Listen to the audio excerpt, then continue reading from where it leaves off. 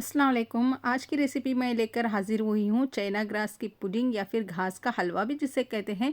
Hello friends, मैं हूँ आसिफ़ा। अगर आप पहली बार चैनल पर आए हैं तो चैनल को सब्सक्राइब कर लीजिए और साथ में दी गई बेल को प्रेस करिए। तो फिर चलिए देखते हैं चाइना ग्रास पुडिंग को किस तरह से बनाते हैं। तो सबसे पहले मैंने यहाँ पर आधा लीटर दूध लेके उसे गर्म करके मैंने पहले से ही रख दिया है। तो यहाँ पर मैं चाइना ग्रास को पानी में उबालने के लिए पानी रख दिया है और मैं 2 पैकेट चाइना ग्रास ले रही हूँ और इसे मैंने छोटे छोटे टुकड़ों में काट लिया है। अब पानी थोड़ा सा गर्म हो गया है। अभी क्या करना है, जो चाइना ग्रास मैंने लिया है ना, इसमें अभी हम इसे डालेंगे और इसे कंटिन्यूअसली हम चलाते रहेंगे ताकि ये सारा इसमें पिघल जाए। तो इसे अच्छे से चलाना है। देख सकते हैं आप, इसे अच्छे से चलाने के बाद ये अच्छे से घुल भी रहा है। तो इस तरह से हमें इसे पका लेना है। फिर जो दूध हमने गर्म करके रखा था उसमें मैंने 1 टेबल स्पून कस्टर्ड पाउडर लिया था, उसे थोड़ा सा घोल लिया था, उसे मैंने दूध में शामिल कर दिया है। और जो चाइना ग्रास मैंने लिया था उसे, जिसे हमने पका लिया था, वो भी अब दूध में मैंने शामिल कर दिया है। इसे जब हम डालते हैं तो इसे कंटिन्यूअसली चलाना होता है, नहीं तो इसमें गुठलियाँ पड़ जाते हैं। तो फिर यहाँ पर थोड़ा सा केसर भी मैंने ऐड किया है, ये ऑप्शनल है। फिर इसे हम चलाते जाएंगे क्योंकि है ना, जैसे जैसे चलाएंगे ये गाढ़ा होता जाएगा। तो आप देख सकते हैं इसकी कंसिस्टेंसी गाढ़ी हो रही है।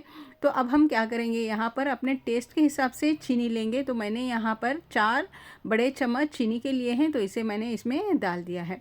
चीनी घुल जाने तक अब हम इसे कंटिन्यूअसली फिर से हम पकाएंगे और इसे पकाते पकाते इसमें एक अच्छा सा उबाल आ जाना चाहिए।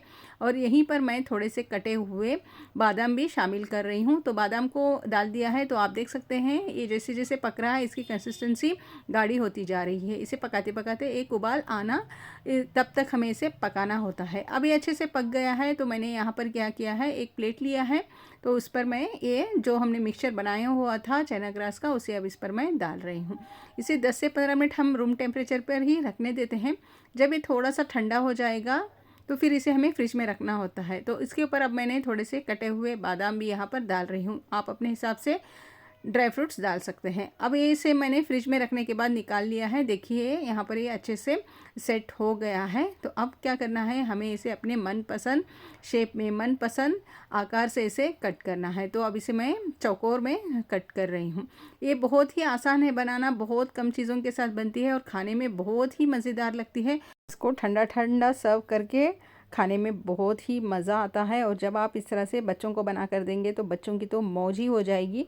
तो अभी आप देख सकते हैं कितने मोटे मोटे पीसेस मैंने चाइना ग्रास के काटे हैं। इस एक बात का बहुत ही ध्यान रखना है, जहाँ पर फ्रीज़र होता है उसमें इसे नहीं रखना है, नॉर्मल नीचे फ्रिज में ही रख कर इसे सेट करना होता है। तो अब मैंने इसे डिश आउट कर लिया है। उम्मीद करती हूँ कि आपको रेसिपी पसंद आई होगी। आप भी बनाइए और हमें कमेंट करके बताइए आपको कैसी लगी। Thank you.